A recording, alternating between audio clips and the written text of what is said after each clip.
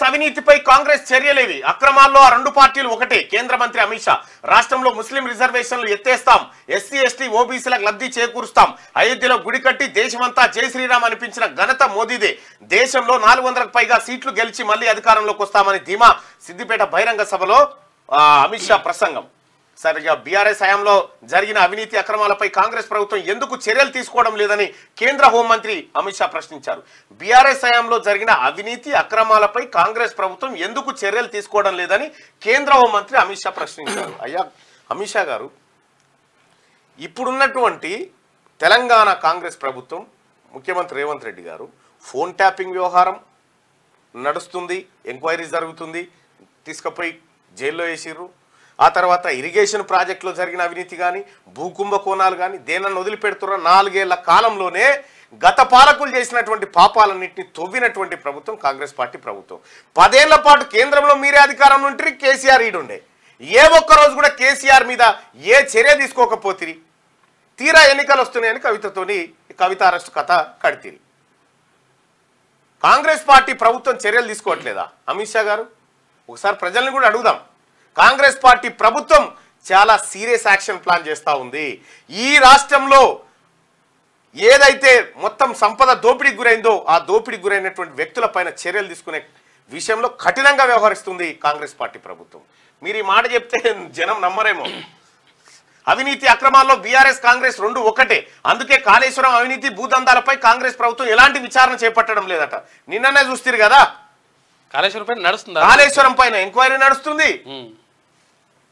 ఇంకో phone tapping కేసులో జీవిత ఖైదు సెక్షన్లు ఉన్నాయట.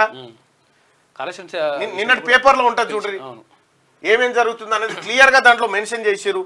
సో నేనేమంటే, మీరు నిజంగా నిష్పక్షపాతంగా ఉండినుంటే ధన్యవాదాలన్నా, అందరికీ ధన్యవాదాలు.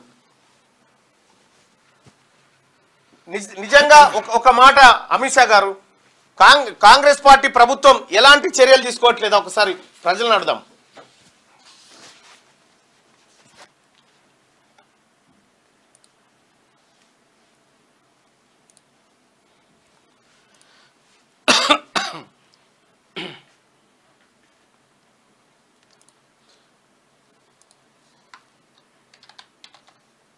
బీఆర్ఎస్ పార్టీపై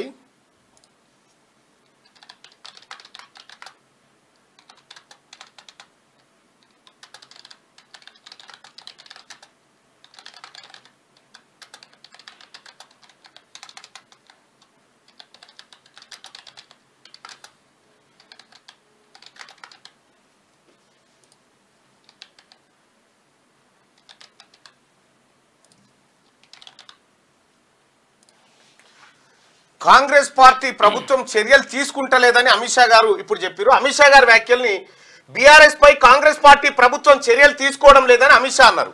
అమిత్ షా అన్నది అబద్ధమా నిజమా? అమిత్ షా గారు చెప్పింది అబద్ధమైతే అబద్ధమని, నిజమైతే నిజమని మీ ఓటింగ్ లో పాల్గొని తెలియజేయండి దయచేసి.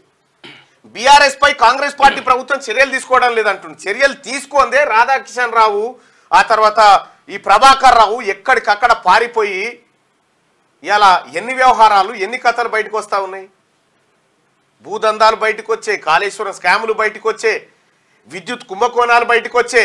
ఇది కాంగ్రెస్ పార్టీ ప్రభుత్వం అధికారంలోకి వచ్చినాక జరిగింది తప్ప బీఆర్ఎస్ అధికారంలో ఉన్నప్పుడు, కేంద్రంలో బీజేపీ అధికారంలో ఉన్నప్పుడు జరిగినటువంటి తంతు కాదు ఇది.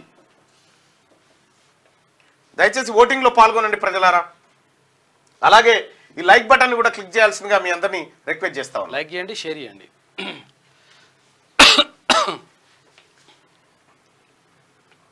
రాష్ట్రంలో అధికారంలోకి వచ్చి రాగానే కాంగ్రెస్ పార్టీ అవినీతిని మొదలుపెట్టిందని, తక్కువ టైంలోనే తెలంగాణను ఢిల్లీకి ఏటీఎంలా తయారు చేసిందని ఆరోపించారు. గురువారం సిద్దిపేట ప్రభుత్వ డిగ్రీ కాలేజ్ గ్రౌండ్ లో నిర్వహించిన బీజేపీ విశాల జన సభలో అమిత్ షా మాట్లాడారు. మజ్లిస్ పార్టీకి భయపడి కాంగ్రెస్ బీఆర్ఎస్ తెలంగాణ విమోచన దినోత్సవాన్ని జరపడం లేదని, ఒక్క బీజేపీ మాత్రమే నిర్వహిస్తున్నదని తెలిపారు. కేంద్రంలోని బీజేపీ సర్కార్తోనే తెలంగాణ సమగ్ర వికాసం సాధ్యమని చెప్తా ఉన్నారట. ఇక సమగ్ర ఇంకెన్ని రోజులు సాధ్యమైతే సార్? 10 ఏళ్ళు సాధ్యం చేసిరు. బీఆర్ఎస్ పై కాంగ్రెస్ పార్టీ ప్రభుత్వం చర్యలు తీసుకోవడం లేదని అమిత్ షా గారు అంటా ఉంటే, అది అమిత్ షా చెప్పిన మాట అబద్ధమని 100కి 70% మంది చెప్తున్నటువంటి మాట.